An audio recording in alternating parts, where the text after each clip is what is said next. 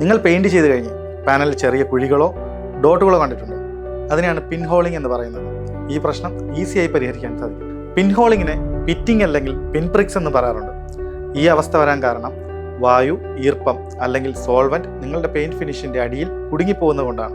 ഇതിന്റെ ഫലമായി ചെറിയ ഹോൾസ് പെയിന്റ് ചെയ്ത പാനൽ രൂപപ്പെടുന്നു. എന്തൊക്കെ കാരണങ്ങൾ കൊണ്ടാണ് ഇതുണ്ടാകുന്നത്?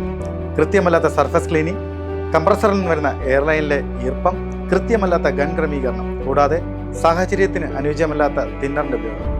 പിൻഹോളിംഗ് ഒഴിവാക്കാനായി പെയിന്റ് ചെയ്യുന്നതിന് മുമ്പ് സർഫസ് നന്നായി ക്ലീൻ ചെയ്യുകയും ഡ്രൈ ആക്കുകയും വേണം. ശരിയായ രീതിയിൽ ഗൺ ക്രമീകരിക്കുക.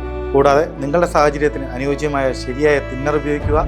നിങ്ങളുടെ കംപ്രസർ ലൈൻ ക്ലീനും ഈർപ്പരഹിതമാണെന്ന് ഉറപ്പുവരുത്തുക. പിൻഹോൾ വരികയാണെങ്കിൽ വന്ന ഏരിയ നന്നായി ഉണങ്ങിയ ശേഷം നന്നായി സാൻ ചെയ്യുക. അതിനുശേഷം ആവശ്യമെങ്കിൽ അനുയോജ്യമായ പ്രൈമർ അടിച്ച് നല്ലൊരു ഫ്ലോലെസ് റിസൾട്ടിനായി റീഫിനിഷ് ചെയ്യുക. ശ്രദ്ധയോടുള്ള തയ്യാറെടുപ്പും ശരിയായ ടെക്നിക്കുകൾ ഉപയോഗിച്ച് നിങ്ങൾക്ക് എപ്പോഴും പിൻഹോൾ ഇല്ലാതെ ഫ്ലോലെസ് ഫിനിഷ് നേടാൻ കഴിയും. കൂടുതൽ പ്രൊഫഷണൽ ടിപ്സിനായി ഷാജി കോട്ടിങ്സ് ഫോളോ ചെയ്യുക.